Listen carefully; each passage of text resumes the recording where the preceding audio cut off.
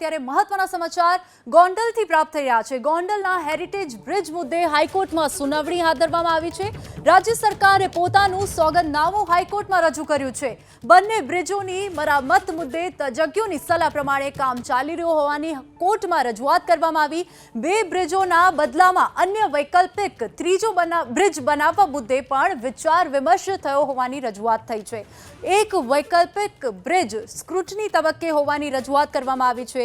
બીજા વૈકલ્પિક બ્રિજ બાબતે ફરીથી એક્સપર્ટ ઓપિનિયન લેવાશે તેવું સરકારે કહ્યું છે। બીજા વૈકલ્પિક બ્રિજ માટેનું અંતર હેરિટેજ બ્રિજ અને સુસંગત નહીં હોવાની રજૂઆત કરવામાં આવી। હાઈકોર્ટનો સરકારને આ નિર્દેશ છે।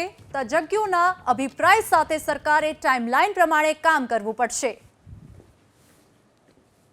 સરકારે એક એફિડેવિટ ફાઇલ કર્યું છે આજે હાઈકોર્ટમાં અને એફિડેવિટમાં એવું જણાવ્યું છે કે એમને એક એક્સપર્ટ કમિટી રચી છે।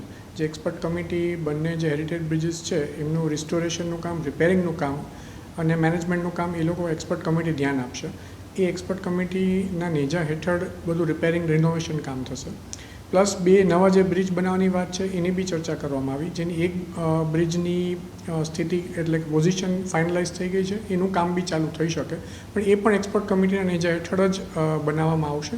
અને બીજા બ્રિજની વાત છે એમાં એ લોકોએ જે પરિસ્થિતિ અથવા જે પોઝિશન નક્કી કરી હતી that was not advise by the expert committee. Expert committee એવું કહ્યું કે આ બહુ ક્લોઝ પ્રોક્સિમિટીમાં છે એક્ઝિસ્ટિંગ બ્રિજના, એટલે થોડું દૂર લઈ જવું પડશે, એટલે નવી પોઝિશન એ લોકો નક્કી કરશે, પછી સેકન્ડ નવો બ્રિજ બનાવવાની વાત આવશે। કોર્ટે આદેશમાં આ જ કે હવે ટાઈમલાઇન્સ બી આપવી પડશે, એટલે નેક્સ્ટ હિયરિંગમાં વધારે ડિટેલ એફિડેવિટ ફાઇલ કરવામાં આવશે કે હવે નેક્સ્ટ સ્ટેપ શું લેવામાં આવશે અને કોઈ ટાઈમ ફ્રેમ બી હવે નક્કી કરવામાં આવશે કે ક્યારથી કામ ચાલુ થઈ શકે અને ક્યારે કામ પૂરું થઈ શકે।